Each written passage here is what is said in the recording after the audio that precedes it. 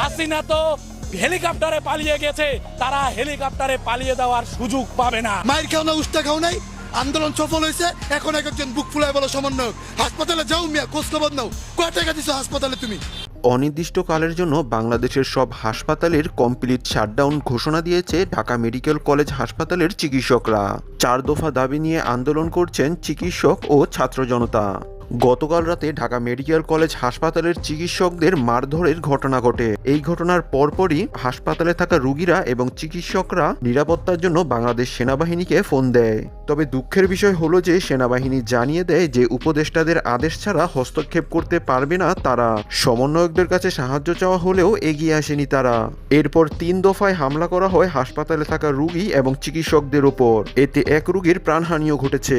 ইনজুরিতে রয়েছে বহু চিকিৎসক, এছাড়া আশঙ্কাজনক অবস্থায় রয়েছে একজন।